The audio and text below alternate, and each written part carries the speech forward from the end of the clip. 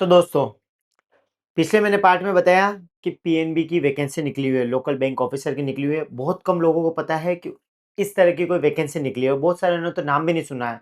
इसी तरह से बहुत सारी वैकेंसियाँ निकली हुई है अभी। तो यदि आपको अप्लाई करना है तो मेरे चैनल को सब्सक्राइब कर लेना, क्योंकि इनमें मैं सारी वैकेंसीज़ के बारे में बताने वाला हूँ। तो मेरे वीडियो को एंड तक ज़रूर देखना, ताकि आप जान सको कि सिलेक्शन कैसे होगा, कैसे अप्लाई करना है, आपका फॉर्म रिजेक्ट होगा या नहीं होगा, ये सब कुछ आपको पहले ही पता चल जाएगा। तो इसलिए वीडियो को शुरू करते हैं।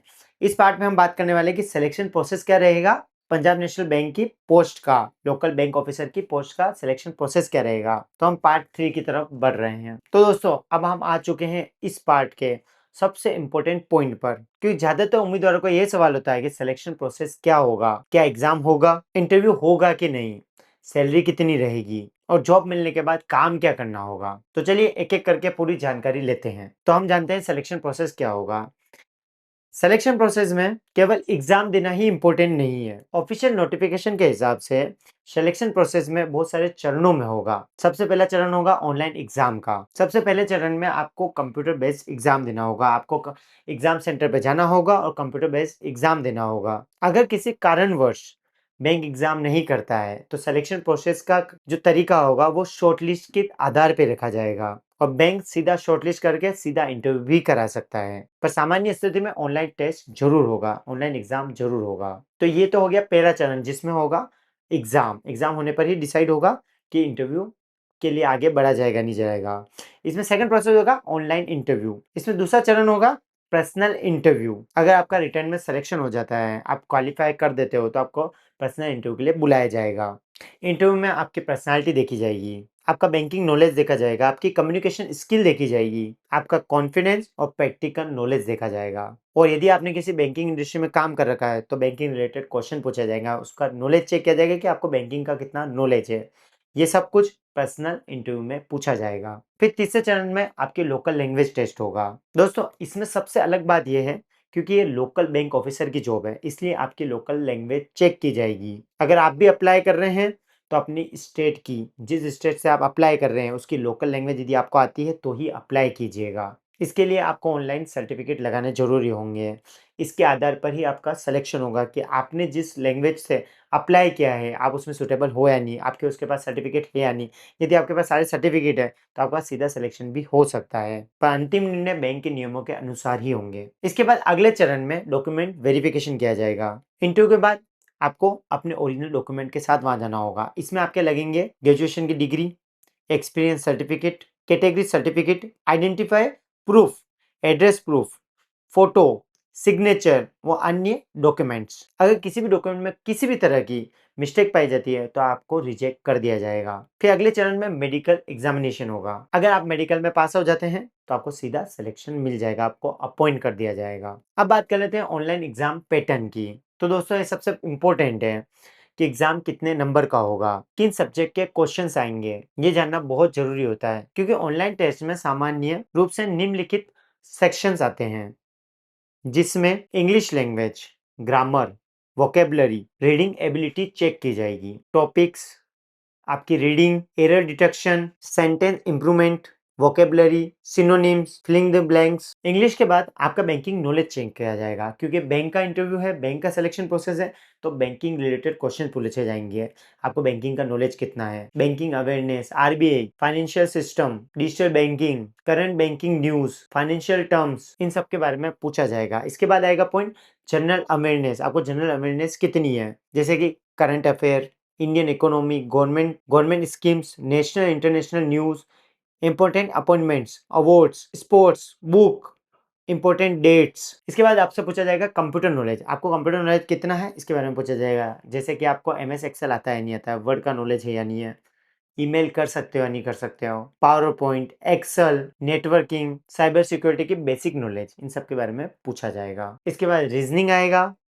एप्टीट्यूड टेस्ट होगा आपका। एप्टीट्यूड में topics, percentage, ratio, average, profit and loss, time and work, number series, इन सब के बारे में पूछा जाएगा। अब बात आती है, कुछ लोगों के माइंड में आता है कि नेगेटिव मार्किंग की। अब बात आती है नेगेटिव मार्किंग की। कुछ लोगों के माइंड में आता है कि नेगेटिव मार्किंग है या नहीं है, तो बता दूं कि नेगेटिव मार्किंग रहेगी। ऑनलाइन एग्जाम है इसलिए इसमें नेगेटिव मार्किंग रहने वाली है। अब सबसे महत्वपूर्ण बात कि सैलरी क्या रहेगी। बहुत सारे लोगों के माइंड में क्वेश्चन है कि इसमें सैलरी क्या रहेगी। तो इसकी सैलरी रहेगी 48,480 रुपए। इसके साथ आपको PA, DA, HRA, allowances, medical benefits, leave benefits, provident fund, gratuity, pension से संबंधित सारे नियम लागू होंगे और अन्य बैंकिंग बेनिफिट भी मिलेंगे। अब एक माइंड में सबके क्वेश्चन आता है कि प्रोफाइल क्या रहेगी लोकल बैंक ऑफिसर की। तो आपकी रेस्पॉन्सिबिलिटी ये होगी कि आपको अकाउंट ओपन करवाना है, लोन प्रोसेस करवाना है, कस्टमर सर्विस देनी है, ब्रांच ऑपरेशंस करने हैं, गवर्नमेंट स्कीम्स की जानकारी देनी है, बैंकिंग बिजनेस डेवलपमेंट करना है, डिजिटल बैंकिंग को प्रमोट करना है, कस्टमर क्वेरीज सोल्व करनी है। अगर वर्किंग आवर की बात करें तो नॉर्मल जो बैंक का वर्किंग आवर रहता है वही रहेगा, सुबह 10 से 5 बजे तक। पर कभी कभी ब्रांचेस अपने बिजनेस रिक्वायरमेंट के हिसाब से टाइमिंग को चेंज कर सकते हैं। दोस्तों, इस पार्ट में हमने जाना सिलेक्शन प्रोसेस क्या है, ऑनलाइन एग्जाम का है, इंटरव्यू के बारे में, लैंग्वेज टेस्ट के बारे में, डॉक्यूमेंट वेरिफिकेशन के बारे में, मेडिकल के बारे में, एग्जाम पैटर्न के बारे में, सब्जेक्ट के बारे में, सैलरी के बारे में और जॉब प्रोफाइल के बारे में। अब इसके अगले पार्ट में हम जानेंगे फॉर्म स्टेप बाय स्टेप कैसे भरें, इंपॉर्टेंट डेट्स का पूरा summary, preparation strategy, best book, previous year cut off, किन उम्मीदवारों को इस भर्ती की जरूर भरनी चाहिए, किन लोगों के लिए भर्ती सही नहीं है, और अंत में मेरा फाइनल एडवाइस। तो दोस्तों, अब हम आ चुके हैं इसके पार्ट 4 में। पार्ट 4 बहुत इंपॉर्टेंट है क्योंकि 9 अगस्त इसकी लास्ट डेट है। यदि अभी भी आपने फॉर्म को नहीं भरा है तो अभी आप फिल कर लीजिए, पर पहले देख लीजिए कि ऑफिशियल नोटिफिकेशन में क्या लिखा हुआ है, आप अप्लाई कर सकते हैं या नहीं कर सकते हैं, तो इसके लिए फॉर्म भरिए। इंडिया में अभी बहुत कम फॉर्म भरे गए हैं। यदि आप देखते हैं कि आपको ये फॉर्म अगर अगर आपको ये जॉब करनी है तो इसका फॉर्म अभी भर लीजिए। इसकी लास्ट डेट 9 अगस्त है। फॉर्म का स्टेप बाय स्टेप मैं बताना उचित नहीं समझ रहा हूँ। ये आप चाहें तो ई मित्र पे जाकर के भर सकते हैं, क्योंकि इसमें एक गलती भी आपके फॉर्म को रिजेक्ट कर सकता है, चाहे आपसे एज से रिलेटेड हो, आपकी कास्ट रिलेटेड हो, या आपको बैंकिंग नॉलेज नहीं हो तो भी इसका फॉर्म रिजेक्ट हो सकता है। अब बात कर लेते हैं इसकी तैयारी कैसे करें। अगर आपको बनना है एक बैंक ऑफिसर तो आपको तैयारी करने के लिए आपको पहले इसकी ऑफिशियल साइट से इसका सिलेबस डाउनलोड करना है। फिर आपको करंट अफेयर देखने हैं, बैंकिंग अवेयरनेस रखनी है, रीजनिंग की प्रैक्टिस करनी है, मैथ्स के क्वेश्चन को सॉल्व करना है, कंप्यूटर नॉलेज की तैयारी करनी है, इंग्लिश ग्रामर पर काम करना है, हर हफ्ते मॉक टेस्ट देखना है, प्रीवियस ईयर के बैंकिंग एग्जाम और क्वेश्चंस को सॉल्व करने हैं। अगर मैं बात करूं कि बेस्ट बुक की, तो बेस्ट बुक में reasoning R S. Agarwal, banking awareness, Arihant banking awareness, computer, monthly current affair magazines, और सबसे जरूरी आपको प्रीवियस ईयर के जितने भी पेपर है वो सोल्व करने पड़ेंगे, तभी आपका सिलेक्शन हो सकता है इसमें। अब पॉइंट आता है कि किनका सिलेक्शन नहीं हो सकता है। तो उन लोगों का सिलेक्शन नहीं हो सकता जिनको बैंकिंग का नॉलेज नहीं है या वहाँ की लोकल लैंग्वेज नहीं आती है, वो लोग इसके लिए फॉर्म के लिए नहीं भर सकते हैं, या आपकी एज ज़्यादा हो चुकी है, आप ओवर एज हो चुके हो, तो भी इस फॉर्म को आप नहीं भर सकते हो। इसलिए आप पहले ऑफिशियल नोटिफिकेशन चेक कर लें, ध्यान से पढ़ लें कि आपको क्या क्या चीज़ की नीड रहेगी। यदि आप जिस सिटी से भर रहे हैं या जिस स्टेट से भर रहे हैं, आपको उसकी लोकल लैंग्वेज ही नहीं आती, तो दूर रहना फॉर्म से, फॉर्म को भर करके अपना पैसा बर्बाद मत करना। सेकेंड चीज़, अगर आपको बैंकिंग का नॉलेज नहीं है तो भी इसके लिए आपको भर नहीं सकते हो। यदि आपको बैंकिंग का एक्सपीरियंस नहीं है तो आप इसका फॉर्म नहीं भर सकते हो।